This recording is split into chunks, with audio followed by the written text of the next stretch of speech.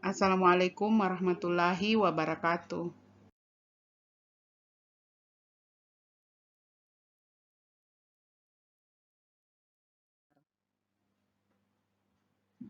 Nah, selanjutnya langkah ketiga adalah menghitung konsentrasi asam dan garamnya.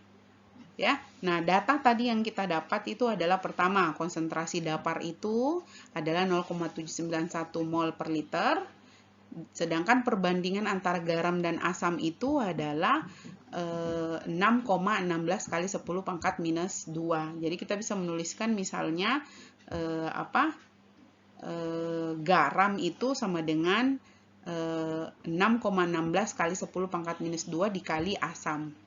Ya. Nah, sedangkan kita tahu bahwa konsentrasi dapar itu karena dapar terdiri dari garam dan asam dan garamnya, maka konsentrasi dapar itu adalah garam ditambah asam atau asam ditambah garam. Ya. Nah, dari persamaan ini kita masukkan hasil perbandingan dari garam dan asam, ya. Nah, terus C-nya kita ganti dengan konsentrasi yang sudah kita dapat pada langkah 2. Jadi C-nya kita ganti 0,7914, kita tuliskan di sini. Kemudian tadi garam itu kan sama dengan 6,16 kali 10 pangkat minus 2 asam.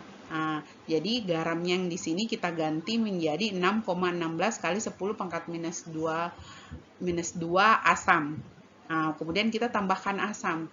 Nah, ini adalah persamaan linear. Kita tahu dengan variabel yang sama itu bisa disatukan, di mana asam yang di sini bisa jadi 1. Jadi nanti jadi 1 ditambah 6,16. Maka didapat 1 ditambah 6,16 kali 10 pangkat minus 2. Maka didapatlah nilai 1,0,616 asam. Ya. Kemudian sama dengan 0,7914. Kemudian nanti asam yang diperoleh adalah 0,7914 dibagi 1,0616. Didapatlah hasil 0,738 mol per liter. Ya. Nah, ini untuk asamnya. Nah, untuk garamnya, tadi garam adalah 6,16 dikali 10 pangkat minus 2 dikali dengan asam.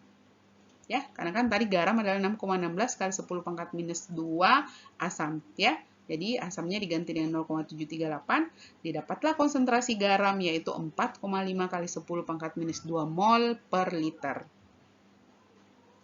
Jadi kita sudah dapat konsentrasi asam dan garamnya. Ya. Langkah yang keempat adalah menghitung jumlah asam dan garam jika diketahui volume larutan dapar yang akan dibuat. Nah, misalnya dalam contoh soal ini yang akan dibuat itu adalah dapar fosfat pH 6 sebanyak 1 liter. Nah, jadi tadi kita kembali lagi ya, data yang kita butuhkan itu adalah BM dan konsentrasi dari masing-masing bahan, yaitu asam dan garam.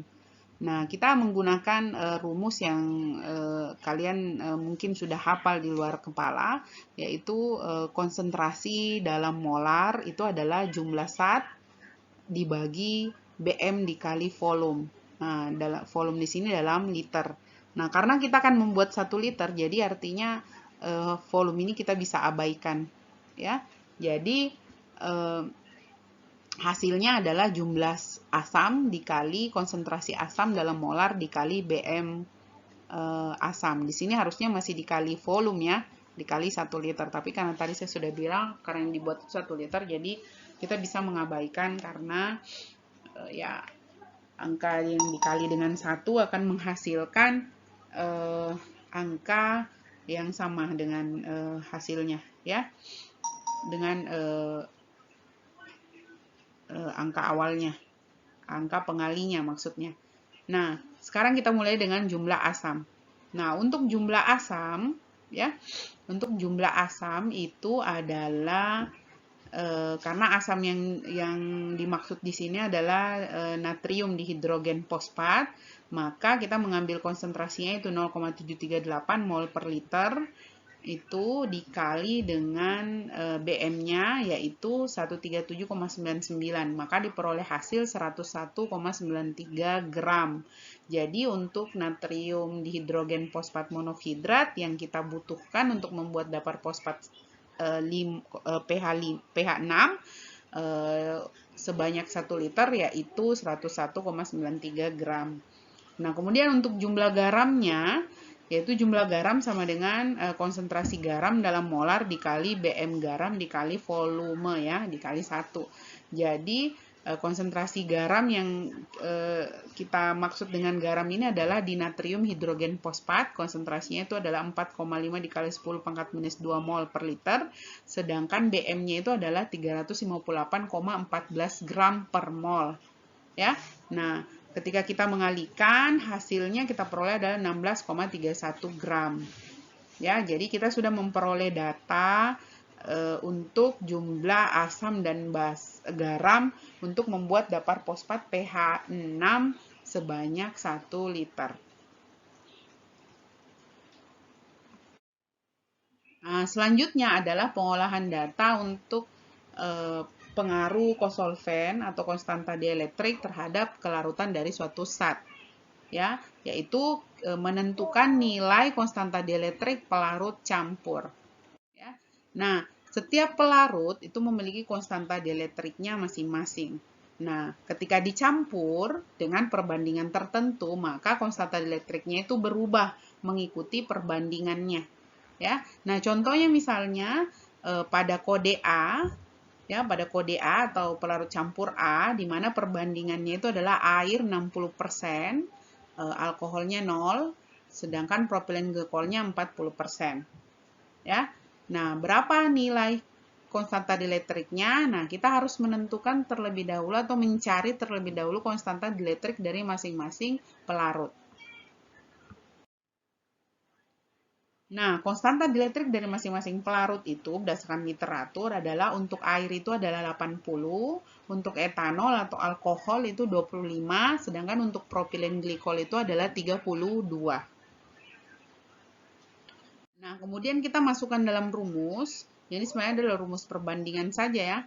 Jadi konstanta dielektrik dari larutan atau pelarut campur itu adalah sigma atau jumlah dari volume pelarut N dibagi volume total pelarut dikali konstanta dielektrik dari pelarut N. Nah, contohnya tadi adalah pelarut campur A, yaitu terdiri dari air 60% dan propilen glikol 40%. Nah, umpamanya kita akan membuat 100 ml, maka tentunya untuk air itu sebanyak 60 ml, sedangkan untuk propilen glikol 40. Nah, kita masukkan ke dalam rumus 60 per 100 dikali 80. 80 ini adalah konstanta dielektrik dari air, ya.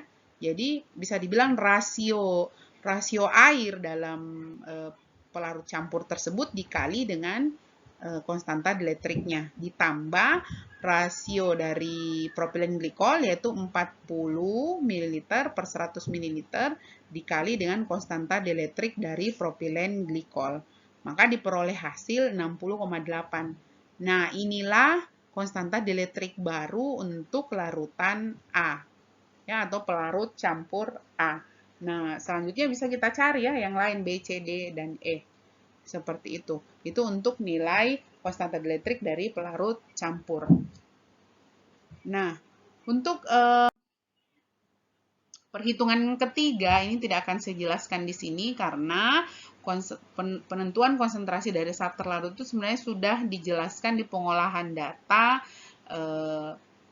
praktikum kelarutan dari penentuan kelarutan dari suatu zat. Jadi kalian dapat lihat pada pengolahan data dari kelarutan dari suatu zat, ya, di praktikum yang